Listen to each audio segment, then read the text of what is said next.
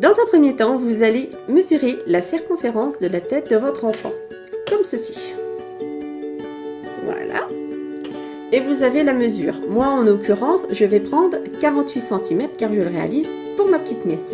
Une fois la mensuration prise, vous la reportez sur l'isolant.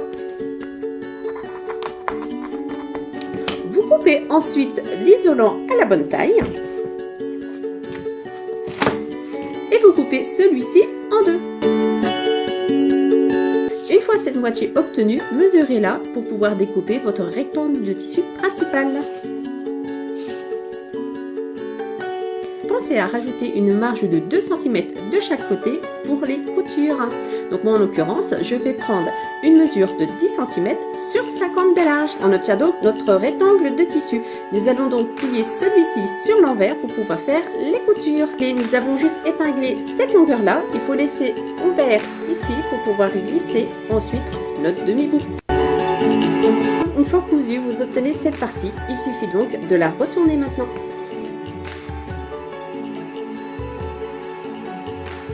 On a réussi. Donc maintenant, c'est parti. Vous glissez votre moitié dedans.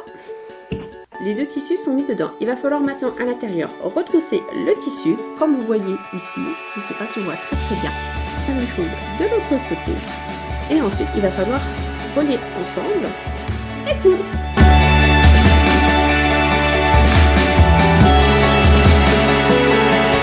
Et voilà, le petit cercle est réalisé. Vous prenez ensuite le ruban doré et nous allons l'enrouler autour afin de créer une décoration.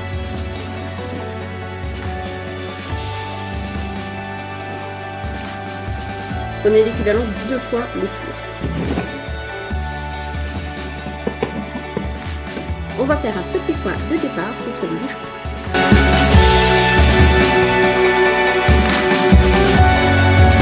Laissez surtout le fil et l'aiguille accrochés, ça permettra de finaliser la fixation. Maintenant, on enroule autour. Comme vous pouvez le voir, on fait rejoindre les deux parties ensemble et on va recoudre. Coupez les bouts qui dépassent.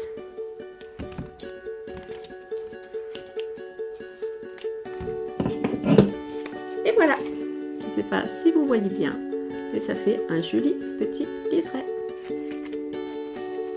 Maintenant, il est temps de découper le voilage. Donc, vous avez le morceau de voilage qui est mis en général sur une longueur qui fait à peu près 1,20 m. Donc là, ce qu'on va faire, c'est qu'on va prendre une largeur de, on va dire, 10 cm que l'on va plier en deux. Donc 10 cm sur la longueur.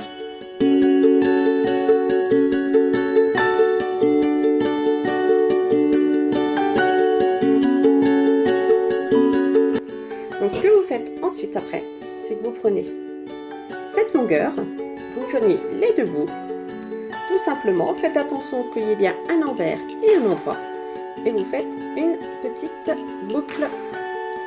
Vous prenez ensuite votre tuto, pas votre tuto ou votre rond, je ne sais plus ce que je dis, c'est la fin de soirée, et vous passez, vous voyez la boucle, les deux fils, et voilà. Cela vous permet également de cacher les lignes de couture.